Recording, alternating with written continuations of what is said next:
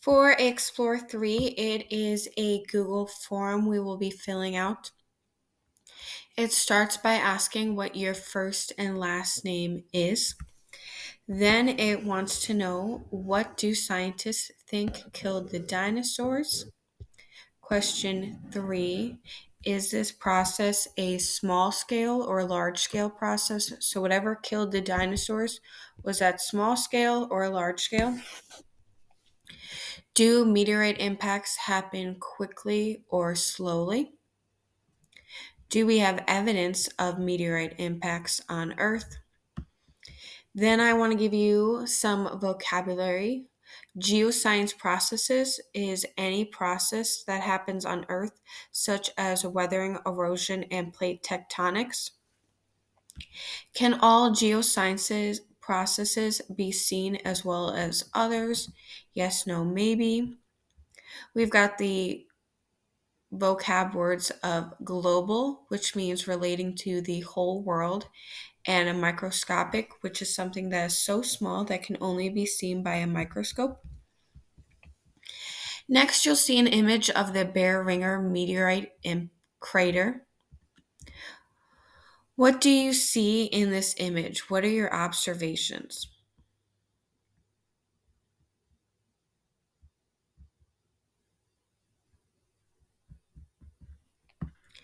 Next, you have the Chicxulub crater. It's located on the Yucatan Peninsula. What do you see in the image, aka your observations?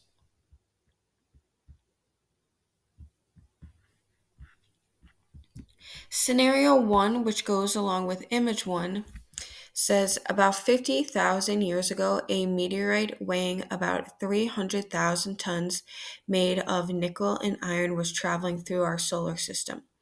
It struck Earth in what is now known as Arizona, traveling 26,000 miles per hour.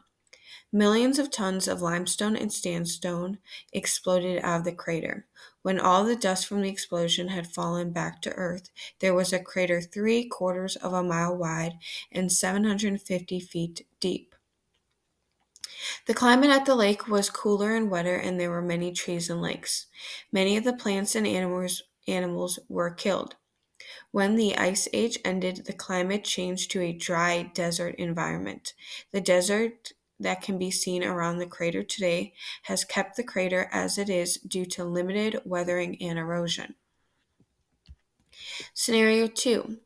About 65 million years ago, an asteroid about 6 miles wide impacted Earth at the coast of what is now the Yucatan Peninsula.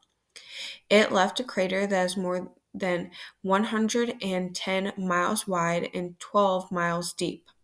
The blast caused worldwide climate disruption due to the cloud dust that covered Earth for several years. It is a widely accepted theory that this asteroid was the cause of the mass extinction that killed the last of the dinosaur species, along with 75% of all the plants and animals on Earth. The crater was only discovered in 1990 because it is located in a rainforest and coast, which have a great deal of rainfall causing weathering and erosion. Scientists were able to examine rocks in the Yucatan with a microscope. They were able to see evidence of the impact through the effect on the rocks. How are the craters different? How are the craters the same? Did the impact event happen quickly or slowly? Did it impact the local region or the entire globe? Something I do want to point out is that after you finish this Google form, you can see the correct responses. So if I was you, I would look at the correct responses afterwards so I'd have a good idea of how well I understood today's lesson. The Bear Ringer meteorite crater is located in the desert of Arizona, and the Chicxulub crater is located in the Yucatan Peninsula, where the climate is that of a rainforest. It is half in the water and half on land. What do the locations of each crater tell you about the geoscience processes that have shaped them since the impact? Related to that, what effect do moving plates have on Earth?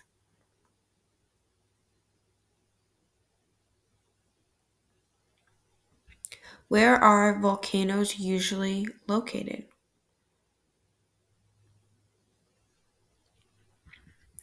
Then we've got the vocabulary word of tectonic plate,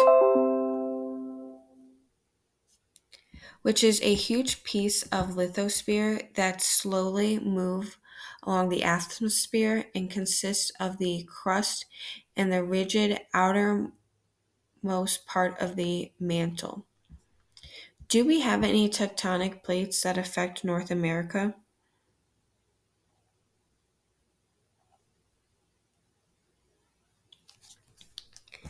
System. A group of interacting and interdependent elements forming a complex whole, as in all the factors or variables in an environment or all the variables that might affect a science experiment. Do you consider the tectonic plates a system? Yes, no, maybe. Those were our two craters. Now we're going to look at two volcanoes. Mount St. Helens volcano formed within the past 40,000 years. The summit cone once reached more than 5,000 feet above its base and is 6 miles across at its base. It was once covered in glaciers and was considered one of the prettiest mountains in Washington state. It has erupted many times in the past but has been quiet for about 130 years. On March 20th, 1980, the volcano experienced a medium-sized earthquake, which let scientists know that the volcano was still active. On May 18th of that same year, another larger earthquake triggered a massive collapse of the north face of the mountain. This allowed the magma trapped below to erupt and send a large-scale pyroclastic flow down the mountainside, destroying buildings, trees, bridges, and roads, and killing about 57 people. The explosion reduced the volcano's height by about 1,600 feet and left a crater 1 to 2 miles wide and half a mile deep.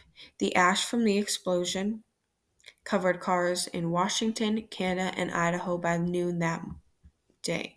The ash reached far enough into the atmosphere that it traveled around Earth several times. Here's an image of Mount St. Helens before, during, and after the eruption. What are your observations? What do you see? Then for scenario 2, on February 20th, 1943, a corn farmer was working his land to prepare for spring planting. Suddenly the ground began to rise and a large crack appeared. He heard hissing sounds and saw smoke that smelled like rotten eggs. Within a few hours, the crack became larger and formed a small crater. He and his family went quickly to the closest town. When night began to fall, the people of his town saw red flames leaping into the sky. By the end of the next day, there was a cone of ash and rocks about 500 feet high. On June 12th, lava began to flow out of the volcano and came towards the village of Paracutin.